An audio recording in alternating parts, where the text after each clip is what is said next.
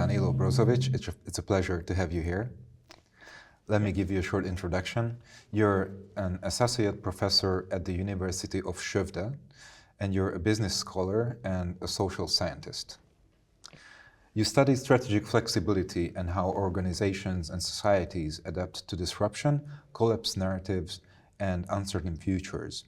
So my first question to you would be, what makes an organization genuinely adaptable under systemic stress, as opposed to just looking agile in normal times? Oh, well, first of all, thank you for inviting me here to World Adaptation Forum this year. It's really excited to be here, and it's really a pleasure to meet with you and with all of my other colleagues. And the question you're asking is, well, it's a very hard question. So what makes organizations more adaptable than just being agile, right? Yeah. I mean, essentially, like when we are talking about societal collapse, when we are talking about organizational adaptation from collapse perspectives, or maybe like from, I don't know, you could call it strong sustainability perspectives, the prevailing argument in business is that, you know, business should grow. It should be, businesses should be sustainable. We usually say, like, you know, sustainable first and foremost economically, and then they have to be sustainable socially, and then environmental sustainability, actually, like when we are talking about business, comes last.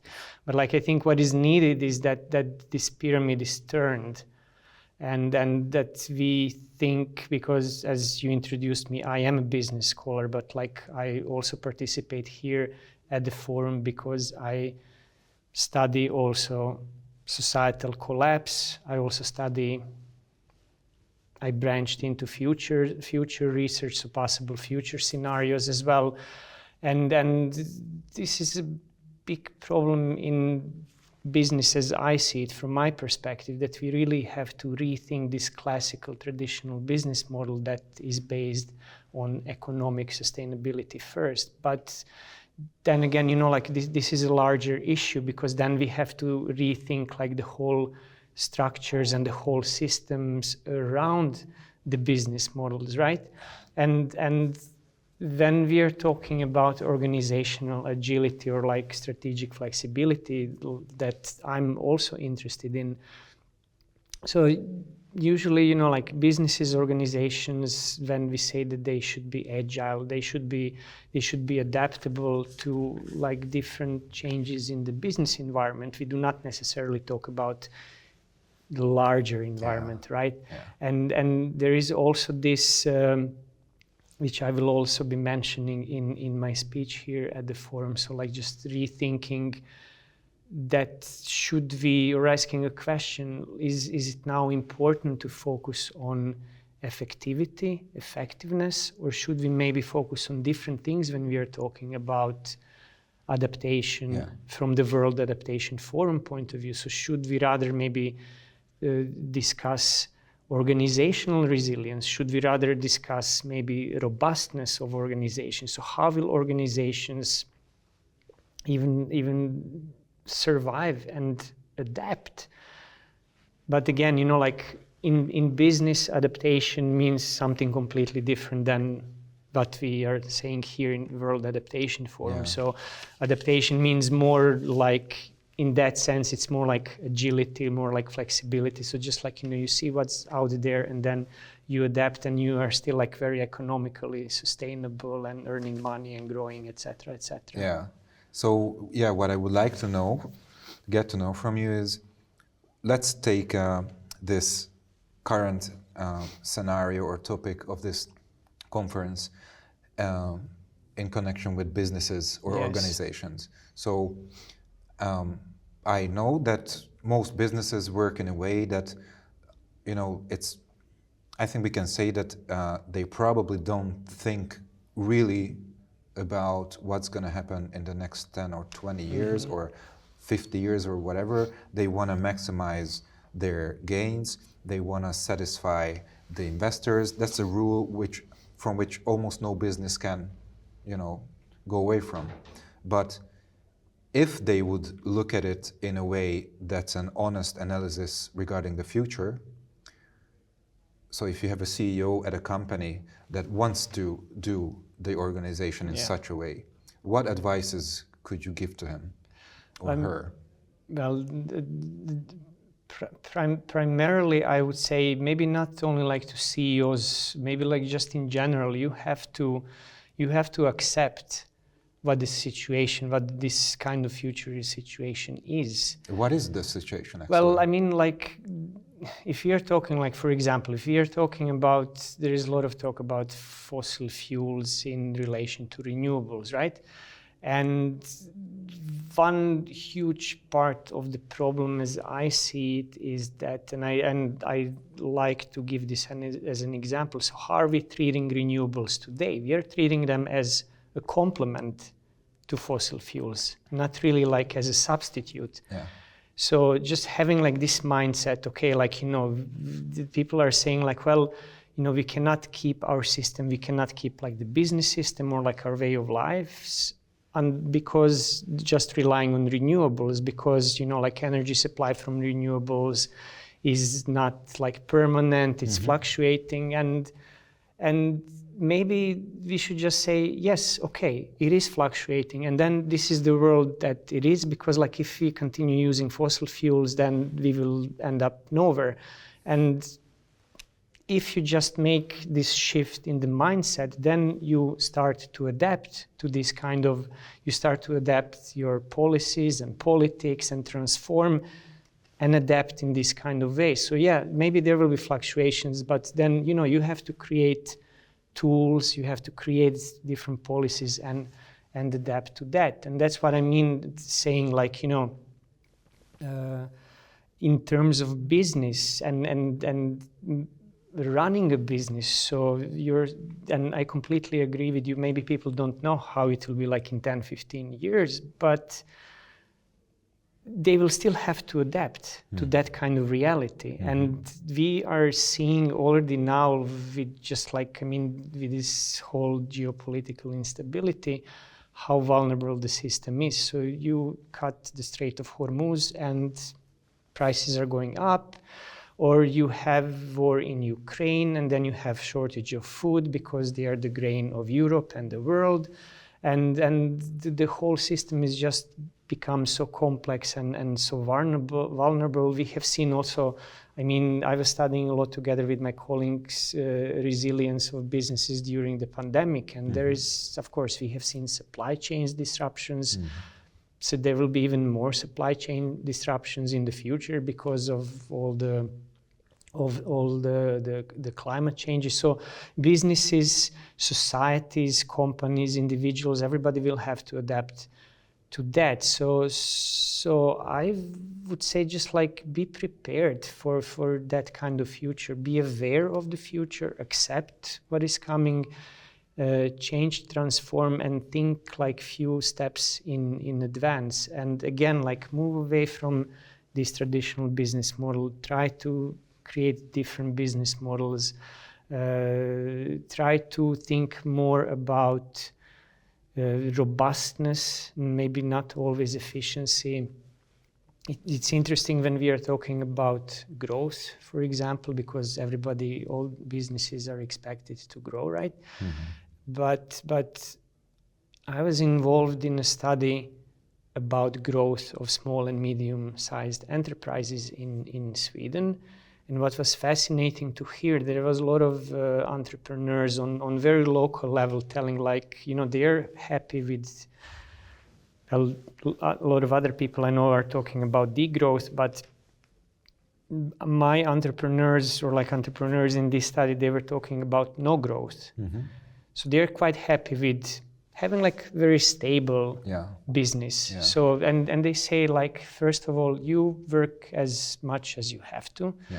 You don't have to hassle with like having more people employed, and you still do good business because you are I mean, obviously Sweden is a stable society, so you still earn enough money to pay all the salaries and everything is like working as it should. So no growth seems like for them still to be very much okay.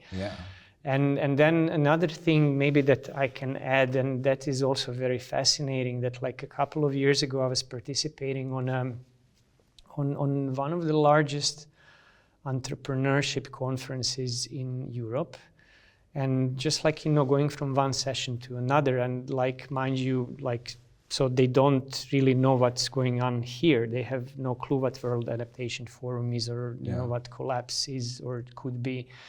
But they were, I mean, the whole one of the huge big discourses or discussions, debates that was going around at the conference was adapting to climate change. So how you adapt your business to climate change, and with very concrete solutions coming from empirical data gathered like, I don't know, maybe I think it was like one group had from Spain, another group had from Germany. So it was very, very concrete things that are not happening like in 10 years. They're happening already now. Yeah. Because I mean, you have to, I mean, from this most basic stuff that you really have to have air conditioners in wherever people are working, to how do we deal with what I mentioned, supply chains disruptions from, I don't know, from China or from whatnot, if there is like, if climate change is affecting, and how do we distribute things when there are like big floods in Germany, et cetera, et cetera. So it's really, really, really fascinating that this is, actually this is going on. So so some kind of adaptation is happening. Yes. But unfortunately, it's happening because you're forced to, because we have been talking, we have to change something, but we are not changing anything, and now it's here. So so it seems like, that adaptation is exchanging sustainability, at least, when we are in business. Mm-hmm. We maybe have time for one last short question. So, as a business scholar, do you believe that turning the pyramid upside down in a way that you are thinking out of the box and being creative and holding real human values as priorities, do you think you can still create a flourishing business in this mindset? It's, again, very complicated question, and I'm afraid it will require a complicated answer. But like, I'm leaning here to one of my articles, one other study that I did, in which I offer a critique of the traditional business model, but I also criticize what is usually called sustainable business model, because it turns that sustainable business model actually is based on weak sustainability. So what I offer in that article is business model based on strong sustainability, and that is exactly the. I want to say that if you send your study, we can put a link here in the video. Yes, but go on. I will absolutely do that. So and then I'm asking a question. The starting question is like, what would happen? Are there businesses that actually start with environmental sustainability, and what happens with social sustainability and economic sustainability? And then I interviewed a dozen businesses, entrepreneurs dealing with permaculture. So they are permaculturalists, but also entrepreneurs. So they are still running or trying to run businesses. And I wouldn't say all of them, but most of them are coping very much with economic sustainability. But in their words, it's because the system is based that you just have to start from economic sustainability, and then eventually, like when you are a sustainable business, then you start thinking about social, environmental. So like, answering your question in a very turnaround way, that in a system that we have built like this, it seems to be very hard to have a business model based on strong sustainability. So again, everything is connected, and that's why perhaps we have to accept what future lies in front of us, and then we have to, again, create or like adapt or transform politics, policies, institutions that we have in order that we could adapt, possibly even maybe, well, I wouldn't dare to say sustain, but at least transform so that we can live in a different kind of way. But this is tricky because, I mean, the system that we have has been built for at least centuries. Yes. So changing that system, it requires a lot of effort and courage. Yeah. But if we do not do that, we will have to do it eventually because what is happening outside of us will force us to impose those changes, or like changes will be imposed on us. I get it. Danilo, thanks. It's Thank really you very much. nice of you to talk about this so honestly and so, like factually and clearly. I think, if we don't face it, we'll get it in our face. So it's better to face it.